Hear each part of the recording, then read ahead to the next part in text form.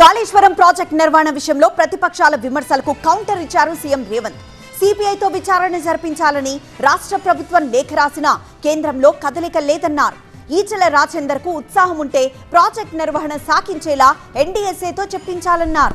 మాజీ మంత్రి హరీష్ రావు కాంట్రాక్టర్లుగా మారాలనుకుంటున్నారని ఆరోపించారు సీఎం. మేంగా గేట్లు మూసి నీళ్లు ఎత్తిపోసే పరిస్థితి లేదు. గేట్లు మూయకుండా నీళ్లు ఎత్తడానికి కుదరదు. మేము గేట్లు మూసి నీళ్లు ఎత్తితే ఈ గేట్లు కొట్టుకపోతే, ఈ ప్రాజెక్టు కొట్టుకపోతే కింద భద్రాచలం నుంచి ఊర్లే కొట్టుకపోతే ఎన్డీఎస్ఏ నివేదిక ఇచ్చింది. ఇది చట్టబద్ధం. ఎన్డీఎస్ఏ ఇచ్చిన ఆదేశాలను పాటించకపోతే they are liable for punishment with criminal prosecution. 93.5 మీటర్ల ఎత్తున నీటి నిల్వ చేస్తేనే మేడిగడ్డ బ్యారేజ్లో అప్పుడు కన్నెపల్లి పంప్ హౌస్ పనిచేస్తుంది. 93.5 మీటర్ల ఎత్తు నిలపాలంటే కనీసం 5 టీఎంసీల నీళ్ళని ఇక్కడ పెట్టాలి. ఇదే సూత్రం అన్నారంలో వర్తిస్తుంది, ఇదే సూత్రం సుందిళ్లలో వర్తిస్తుంది. సుందిళ్ల నుంచి ఎత్తిపోస్తే శ్రీపాద ఎలంపల్లికి వస్తాయి. లేదు ఇప్పుడు ఆడ నీళ్లు పోతున్నాయి.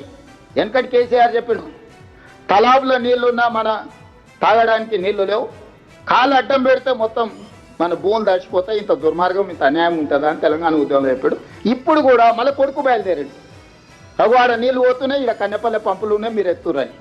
పారుతున్న నీళ్ళని ఎత్తుకునే అవకాశం ఉంటే బ్యారేజీలు కట్టాల్సిన అవసరమే ఉంది నర్సింగ్. ఈ రోజు హరీష్ రావు గారు మాట్లాడుతున్నారు, కింద పట్టిసీమ ఈ నీళ్లు గురిదక్షిణ కింద వదిలేండు, పట్టిసీమ నుంచి తరలిస్తురని.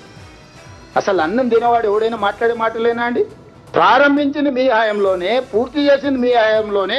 ఒక్క 2017-18 105.9 టీఎంసీ గోదావరి జలాలను కృష్ణా డెల్టా పరివాహక ప్రాంతానికి తరలించుకొని పోయినరు. మరి ఆ రోజు మీరు గాడిదలను కాసిండ్రా, నువ్వు నీ మామ?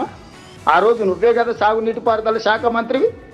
ఆయన లక్కీ నెంబర్ 6% ఆయనది అయితే, నా లక్కీ నెంబర్ 3% అని ఈయన వసూలు చేసిండు. బావకు 3 ఇస్తే మరి నాకు 1 అని ఉండాలి, కానీ కొడుకు 1 వసూలు చేసిండు. మొత్తం కలిసి 10% ముక్కి బెక్కి బొక్కిన సంగతి నీ మామకి తెలిసే కదా నిన్ను దూరంగా పెట్టింది. సంవత్సరం నీకు మంత్రి ఇయ్యలేదు, ఆ తర్వాత ఇంకేదో ఇచ్చిండు. ఇప్పుడు వచ్చేసి మమ్మల్ని అడుగుతుండు నాకు ఇచ్చేసే శాఖ అని. ఎందుకంటే పాత కమిషన్లు కొన్ని రావాల్సినవి ఉన్నాయి, కాంట్రాక్టర్లు ఇవ్వలేదు. 3 నెలలు ఇస్తే అవన్నీ రాబట్టుకోవచ్చు, వాళ్ళని బ్లాక్మెయిల్ చేయొచ్చు. నిష్ణాతుడు బ్లాక్మెయిల్ 1,00,000 కూడా వదులుతలేడు. ఇక నేను చెప్పొద్దు, కొంతమందికి ఫోన్లు చేసి ఏమడుగుతుండో. క్రషర్ వాళ్ళని కూడా వదులుతలేడు. లాస్ట్కి అరటి పనుల వాళ్ళని కూడా వసూలు చేసినట్టున్నాడు. అసోసియేషన్ పెట్టుకొని నాకేమైనా తెచ్చి తెలంగాణలో అరటి పనులు కూడా అమ్ముకుంటారని. 3 నెలలు కాదు, మొత్తం కాంట్రాక్టే వీళ్ళకి ఇస్తాము. 3 బ్యారేజ్లు హరీష్ రావు గారిని కాంట్రాక్టర్గా మారి ఇన్ని రోజులు బినామీగా పనిచేసిండు. ఇప్పుడు బాజాప్తా కాంట్రాక్ట్ తీసుకోమని అప్పచెప్తాం. టోటల్గా 3 బ్యారేజ్లు ఆయనకి అప్పచెప్తాం. ఎన్డీఎస్ఏ పర్యవేక్షణ మీరు ఇద్దరు కలిసి పెట్టుకోండి. రాజేందర్ గారు కూడా ఉన్నారు కాబట్టి, బీజేపీలో ఉన్నాడు, కేంద్రంలో ఉన్నాడు. ఈటెల రాజేందర్ గారికి నేను విజ్ఞప్తి చేస్తున్నా, రాజేందర్ గారికి 2 డిమాండ్స్ నావి. ఒకటి, ఎన్డీఎస్ఏ కేంద్ర ప్రభుత్వ పరిధిలో పనిచేస్తుంది. మీరు జలశక్తి మంత్రి దగ్గరికి వెళ్ళి ఎన్డీఎస్ఏ చైర్మన్ పిలుచుకొని తక్షణమే తాత్కాలికంగా మనం వినియోగించుకోవడానికి అవసరమైన మెకానిజాన్ని తీసుకొని మాకు సాయం చేయండి అని మీరు అడగండి. ఎన్డీఎస్ఏకు మేము అప్పచెప్తాం ప్రాజెక్టు.